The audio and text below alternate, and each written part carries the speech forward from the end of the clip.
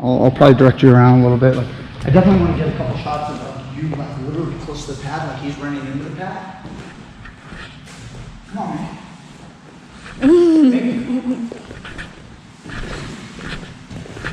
Megan, I'm not going to use this, so it doesn't matter. Okay. This is going to get cut in. Megan. That's fine then. All right. You said you're going to cut it. All right. Give me your left knee. So you're going to go right knee, left knee.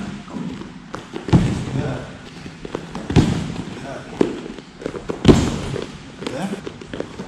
Good. Good. Good. Good.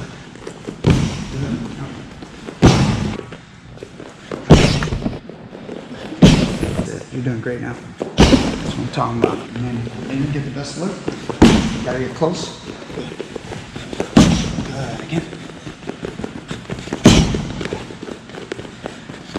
Good. Other knee. Good. Good. Go. Right. Good. Left. No. Bad. Boom. That's it. You're standing right there. Go. Good. Left. Damn it. Come on. Left. Right. Left. Right. Left. Come on. Left. No. Left. Good. Left. Left.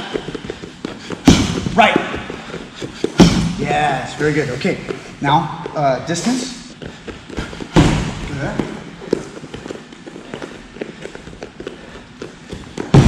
Nice. Can you give me a left?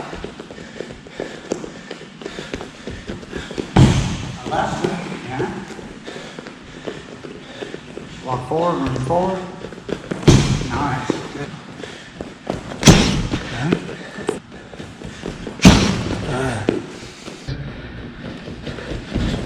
Good. Yeah. We are. Good. All right. You guys ready? Ready. Teach Me Grappling. What's up, guys? Oh, man. Last night was the fight. Ben Askren versus Jorge Masvidal. The breakdown. 5-second breakdown right here. Guys, yeah, this move. This is Teach Me Grappling, but right now I guess I'm going to teach you a little bit about MMA and striking. Grapplers will fall for this trap. I call it the wrestler's trap. This is how you beat a wrestler. A lot of times it will work. Because wrestlers, let me talk about the psychology of a wrestler. Every wrestler that starts out when you're young, you could be a kid, you could be a high schooler. When you start wrestling, you start out at a beginner kindergarten wrestling age, and you have a situation like this. We're in a wrestling stance, we're wrestling, and I'm a beginner. You know how to shoot a double leg? Or at least like, yeah, you know? So you get in your wrestling stance. You're a righty or lefty? Left, right. Then put your right leg in front. Okay, so we're wrestling like this, and I'm a beginner. We're at a beginner tournament, and all of a sudden, like, I see him and I want to grab him, and I grab him, and then we wrestle a little bit, and then that's it. And then his coach starts yelling at him, shoot when he reaches, shoot when he reaches. So you get in your stance, and the guy goes like this, and he shoots a double leg when he reaches, and he scores. And that starts at a young age, okay? And it starts to get reinforced over and over again. And he scores multiple times for many years with that technique until he reaches levels where people just don't expose themselves. It's a common wrestler reaction. Again, watch it again. He's in this stance, moving around. I reach, and I get taken down, okay? If you guys have seen like jiu-jitsu tournaments, you'll see this. You'll see it work. It's usually an amateurish move to do is to run at someone and reach for them. It exposes you. It gives you the energy that you need to change levels. You just change levels and they literally come into you and you get an easy takedown. That right there is the reason why this flying double knee is just the killer of so many grapplers. And when I say grapplers, because guys, even a jiu-jitsu guy will fall for this. Wrestlers will fall for it more, I would think. But if you don't train striking enough, like Ben Askren obviously didn't do enough stand-up, He doesn't understand. Let me give you the answer, guys. If someone runs at you, just move sideways, move laterally, and back, and slightly take a step back if you need to. So if you're back, I know that our camera's not good for this, but if you're back there, go. And if you just run at me, you're not running, run. Okay? It's called footwork. It's called footwork. Okay? You guys got to move laterally and don't have that wrestler reaction. Because when somebody's running, it's chaotic. You don't know what they're going to do. It could be a flying knee. It could be some like just funkiness. I mean, like it may be a kick. It might be like a jumping Superman type punch. Whatever it is, it's not good. And it's hard to predict. These aren't regular things that we're used to when we're training or when we're fighting. So you have to be cautious.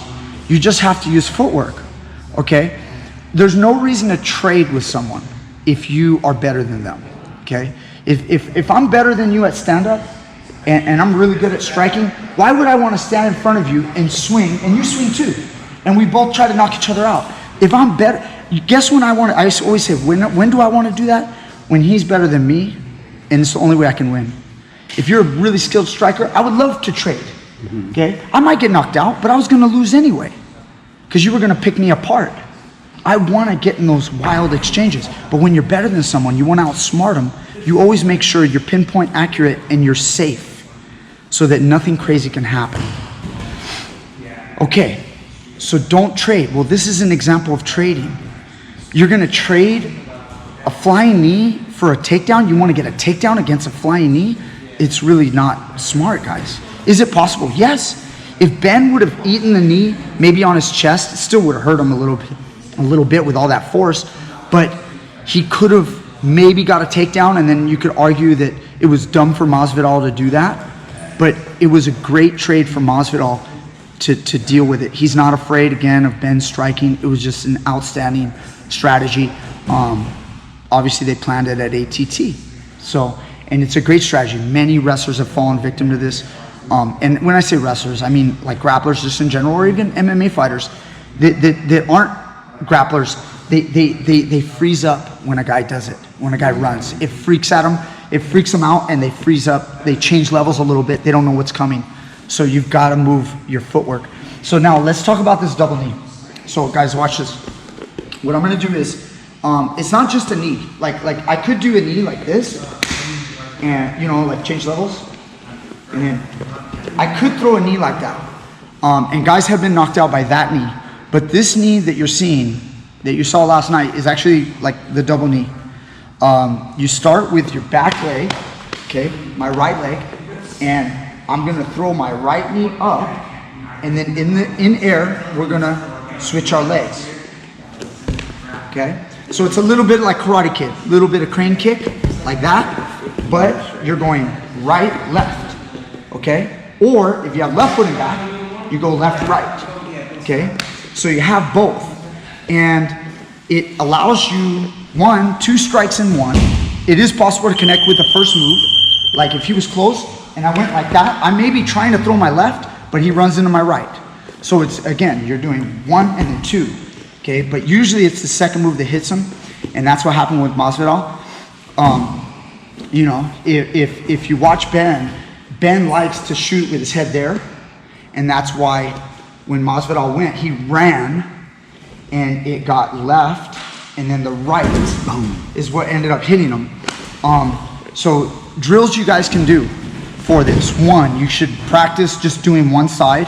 Again, if you're an orthodox fighter, I would practice right, left, right, left, right, left, and keep practicing that movement. And then you can practice the other side, get really good, and then you guys can alternate. You can just like even stay in one spot and go left, right, left, and then right. Or you can even run. So you run in place, and then you throw it. Move your feet fast, and then throw it.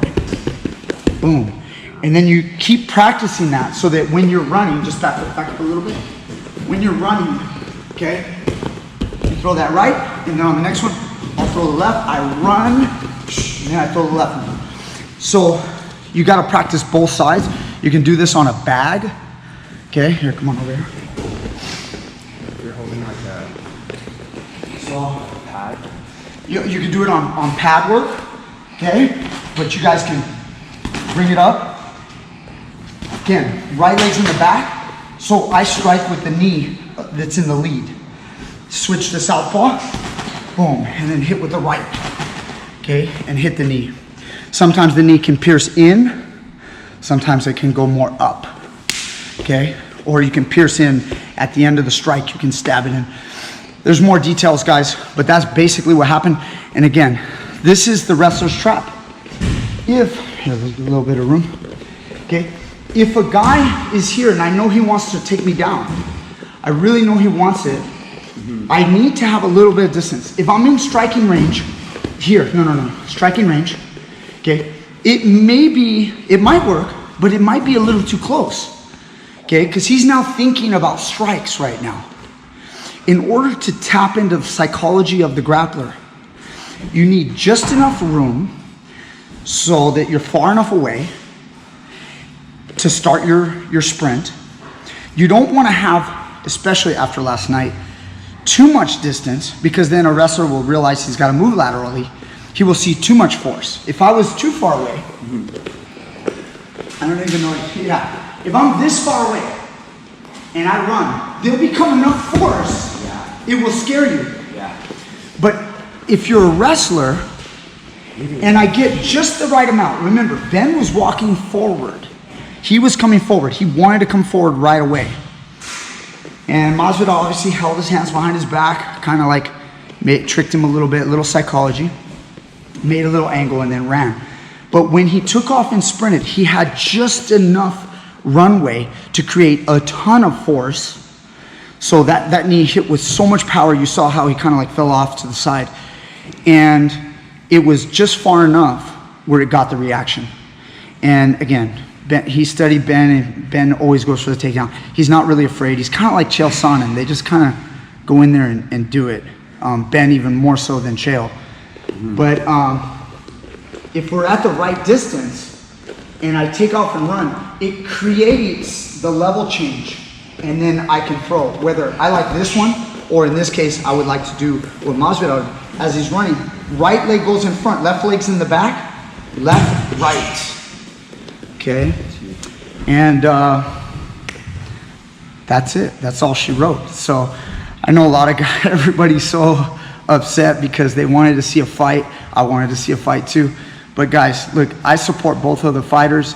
Masvidal's amazing. So is ASKREN. I know that you always get people on the bandwagons of both fighters, and then they talk about the other. Respect to both fighters. They're amazing. What else was I gonna say? Oh, people talk about the antics afterward. They're really upset with Masvidal. Like, oh, it wasn't cool. He like was slapping the mat, and you know, the 2 extra punches. Guys, look, this is a fight. This is a fight. There's a lot of shit being talked. Guys, it's no big deal. I thought Masvidal was perfect. I mean, with all that being pumped up, when you get a win like that in the UFC, you are so jacked up, you're not going to be able to help yourself. I mean, I thought Masvidal showed restraint, to be honest. I thought he was a gentleman. He punched him 2 extra times until the referee stopped. The second the referee came in, he stopped, like he should. And then he rubbed it in his face a little bit. There was a lot of hype behind this fight. That's to be expected. I'm not saying that I would have done exactly the same thing, but it's to be expected. There's no problem. Masvidal's a cool guy. He was cool about it, and that's it. I mean, that's what happens when you talk a lot of shit and then you get knocked out like that. I'm sure Ben's fine with it. I mean, you know, I know a lot of you guys are gonna make comments about he's not even awake yet, but the point is, I'm sure he's okay with the reaction of Masvidal. It's a fight. He's a big boy. He can handle it. Yeah. So, anyway, what do you think? Sweet. What do you think, Eddie? It was pretty nasty. You gonna practice these double knees? Yeah, for sure. Give me. I'm always going. Give me your right legs in back. Like left foot. Yes. Forward. Okay. It's like, well then, yeah. But instead of doing it jumping from there, put it in the back. You're gonna get more out of it. Yeah. Do you feel that? So much better. You feel that? Yes. Yeah, totally. And again. Yes. And then switch stance. Go. And then give me left. Bam. That's it. Give me left. Bam. One more. Boom. Guys, you guys got to have this technique. But remember, it's not just do the move. I'm going to drive this home. It's not just the move itself. You practice the move, but it's the run. You want to catch the wrestler, run. You've got to run. What it does is it gets inside the psychology of the wrestler, takes him back to when he was first starting, and it makes him reach. Yeah. And it does not matter. People say wrestlers will go, oh, bend over at the waist and reach with it. Guys, look, it doesn't matter if he was in a good position like this. He still would have connected. So that doesn't matter. But you've got to get inside the psychology of the wrestler to defeat him. And it's a great move. So now, if you're a wrestler out there, guys, like me, what do you learn? You got to move laterally. Sometimes one step back is okay, and then move laterally. Move to the side. Do not go for the trap, okay? You want to use setups to open up your takedowns. Your own striking or your opponent's striking in order to get into his legs. But do not fall for this trap where guys run. It's too risky of a trade. Do not trade for it.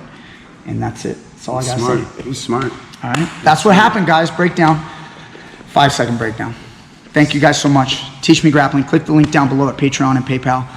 Contribute to this channel. Last night I went live for the first time. I'm going to be doing that a little bit more. I hope you guys liked it.